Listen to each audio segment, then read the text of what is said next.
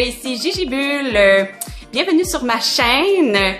Aujourd'hui, je vous présente la carrière de mon papa. En fait, sa carrière, il y a un beau parcours parce que vers la fin, il y avait un poste en plus qui n'existait pas, qui a été créé juste pour lui. Je vous le présente.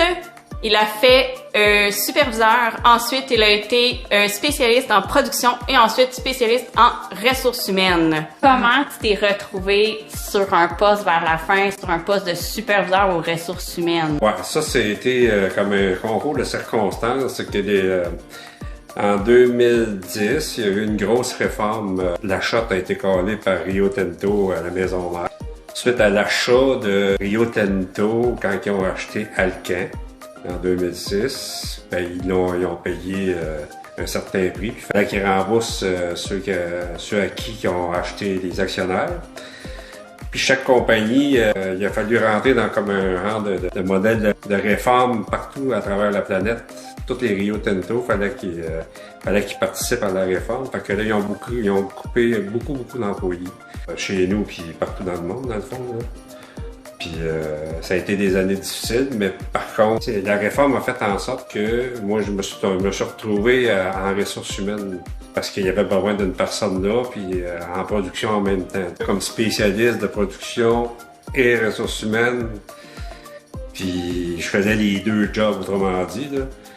Puis ça a comme bien donné parce que c'était un poste qui a été valorisant, parce que les directeurs à la série aimaient ça, parce qu'il y avait quelqu'un au plancher qui pouvait savoir la convention collective, aller faire des réunions avec les ressources humaines pour amener les nouveautés ou bien les inquiétudes versus la convention collective, tout ça. Puis, en même temps, j'étais comme une référence pour la production aussi, pour le contrôle de la qualité, l'expédition, toute l'expérience que j'avais acquis dans les différents postes. Puis, autrement dit, je la connaissais au complet, la série. Là. Fait que je trouvais comme une référence à ce moment-là pour les gens, les nouveaux superviseurs qui arrivaient. Vu qu'il avait coupé beaucoup de monde, mais il y avait beaucoup de superviseurs qui arrivaient. Fait que, parce qu'ils ont mis beaucoup de monde à la retraite aussi, là, à ce moment-là, tu sais.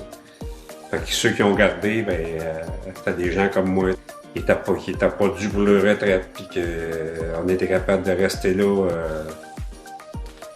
faut le dire, ils ont gardé les meilleurs, tu sais. Est-ce que c'est un poste qui était déjà existant? Je dirais que le poste, il existait, mais mettons juste aux ressources humaines. Il n'existait pas avec la production, tu sais, comme ils appellent ça merger, ça veut dire mettre ensemble quelqu'un qui connaissait la production pour devenir une référence pour les superviseurs qui avaient besoin de références pour ceux qui se posaient des questions, pour les aider à performer puis à les aider à faire leur travail.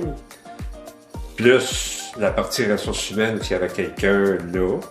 Fait qu'ils ont comme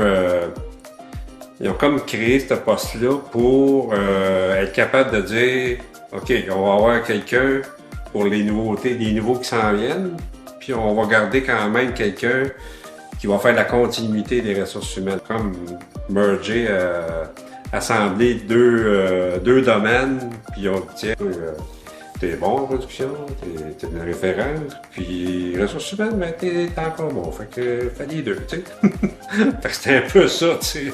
Puis est-ce que c'était plus demandant? Ben pour moi, c'était demandant, mais c'était valorisant. C'était très valorisant parce qu'il t'a demandé de faire quelque chose qui n'avait pas été fait, puis ou ben non, tu sais, qui n'était pas vraiment sur ta liste de travail. Donc j'ai comme créé mon poste, si on veut. C'est pour ça que c'était un poste valorisant, parce que tu devenais comme une référence. Donc, beaucoup de monde vient te voir, puis surtout les premières années, c'était comme bien le fun, parce qu'il t'a demandé beaucoup, puis comment gérer du personnel. Il y en a là-dedans qui avaient beaucoup de misère à gérer du personnel, puis il y avait des inquiétudes. C'est pas trop évident à faire face à des caractères.